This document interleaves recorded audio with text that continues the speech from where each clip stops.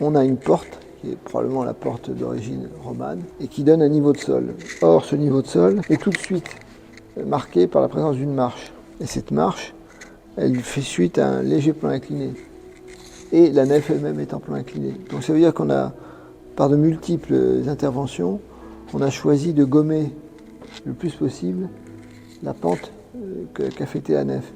Mais c'était non pas une erreur de composition ou quelque chose qui était imposé par le site ou par les hommes, mais véritablement une façon d'exprimer le babou de la nef, le babou de l'église, qui est donc le lieu par lequel rentrent les fidèles, et le haut bout, dans le cas présent, c'est le chœur.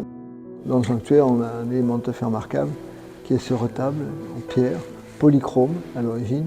On distingue bien les vestiges de ce qui a été une riche polychromie, mais le dessin est lui-même tout à fait intéressant.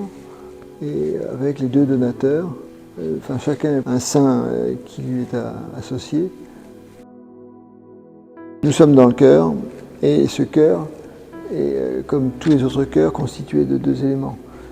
Un chœur architectural, qui forme une abside, et le chœur religieux, qui autrefois, si l'église était dotée d'un corps de chanoine, doté d'un ensemble de stalles, isolé du reste de la nef et du chœur par une cloison de bois, comme on l'avait à la cathédrale, comme on a dans beaucoup d'églises.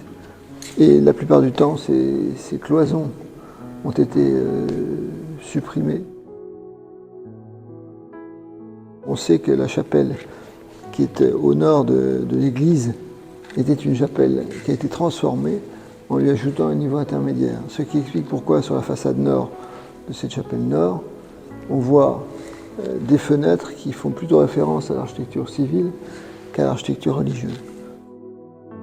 L'agioscope, agios qui veut dire privé, secret, scope, voir, c'est un élément qui permet à ceux qui sont à la chapelle d'assister à l'office par une ouverture sans avoir à se faire voir du reste de la population. Donc on a toujours une ouverture vers l'emplacement de l'autel. La plaque tombale ici, malheureusement très fragmentaire. Il s'agit d'un personnage d'un homme avec son visage, les mains jointes et agenouillé. Heureusement, toutes les inscriptions qui auraient pu nous donner un semblant de connaissance sur le personnage, toutes ont été bûchées et donc totalement illisibles. Mais on voit bien qu'on est à la Renaissance, puisqu'on a des colonnes qui sont cannelées de part et d'autre. Nous voici dans la sacristie. On observe que la porte chanfreinée nous renvoie à une époque antérieure. C'est donc pas un cloisonnement moderne, mais en revanche, ce qui est tout à fait notable, c'est la disparition du linteau au-dessus des pieds droits, et donc la disparition de l'escalier d'accès à la chapelle haute. L'escalier qui était logé dans le petit rectangle qui forme la première antichambre de la sacristie. Cette chapelle haute, c'est vrai que c'est un ouvrage extrêmement peu répandu, non seulement en raison de la présence des graphites qui marquaient l'arrivée du fidèle dans la chapelle, mais le principe même d'une chapelle à deux niveaux est peu répandu.